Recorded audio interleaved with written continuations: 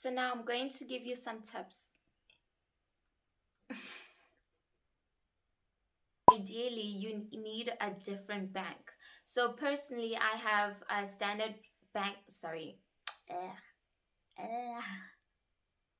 Hi guys, it's Mali and welcome to Let's Talk Personal Finance, the channel where we discuss how to make money and how to manage it.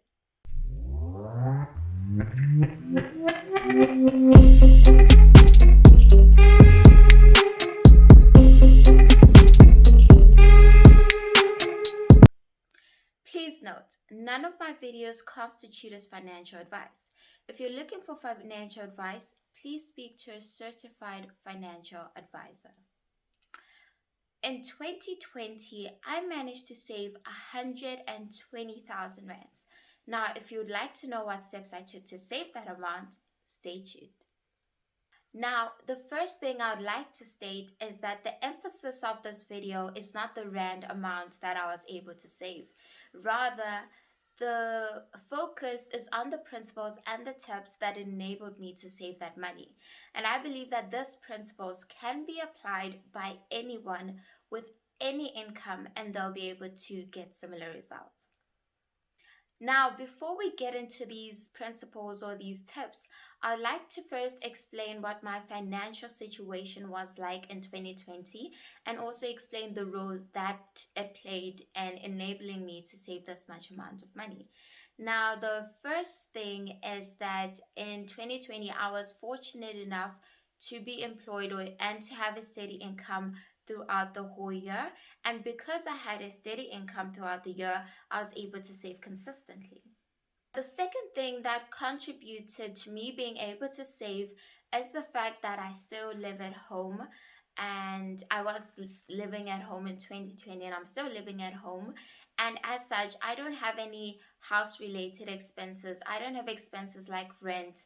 I don't have to really pay for utilities or pay for, house repairs and stuff like that. And the third thing that also contributed to me being able to save is the fact that in 2020 I did not have a car. So I did not have a car payment. I did not have any insurance. I didn't have to pay for servicing of the car. Yeah.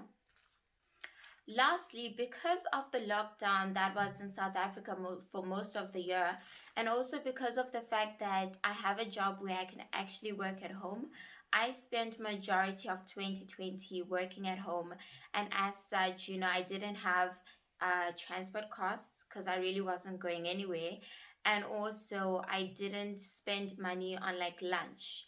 All the meals that I ate at lunchtime were home cooked meals, so that also enabled me to save a significant amount of money.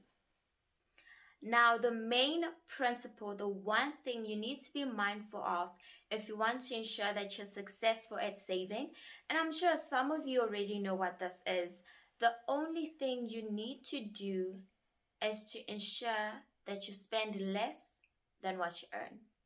That's it. That's the secret, guys. And that's the end of this video.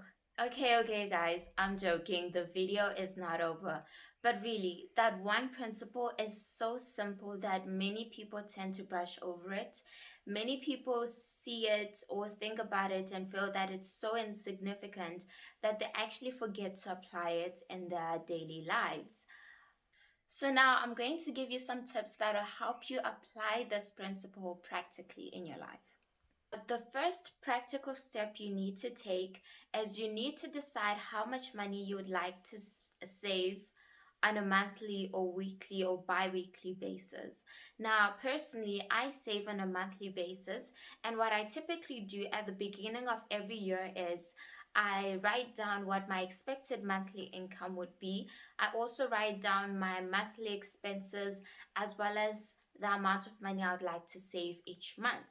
Now, I tend to keep my monthly income quite constant, and I play around with my monthly expenses and the amount of money I'd like to save.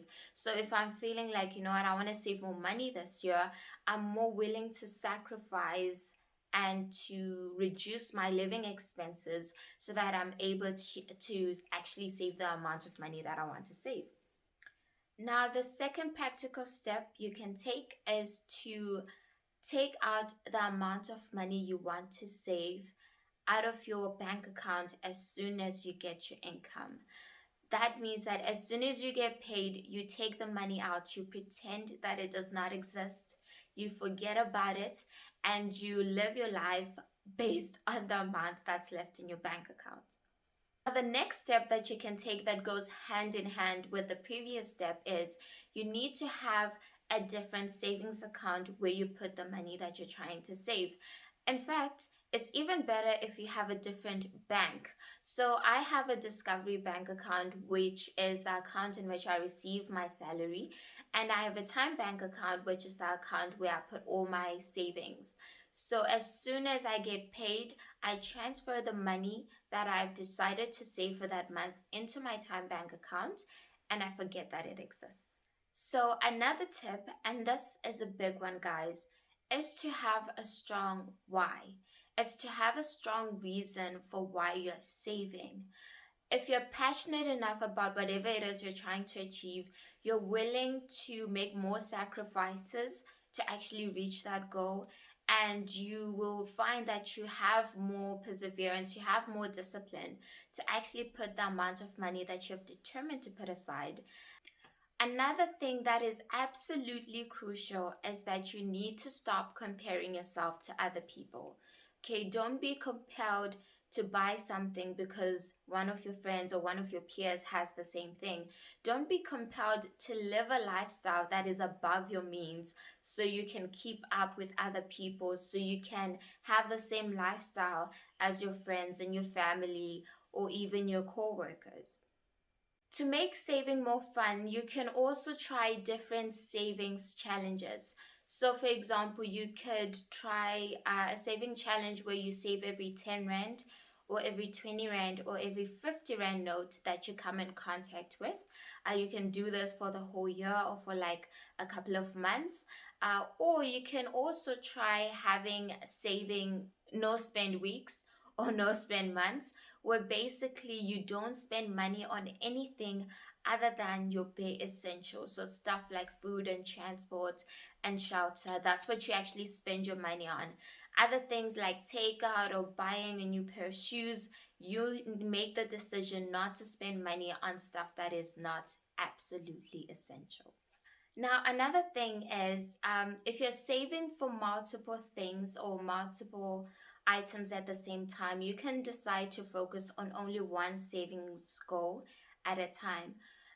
That way, you can achieve some of your goals earlier in the year and the rest of them throughout the year instead of achieving all of your savings goals at the end of the year. I hope that makes sense.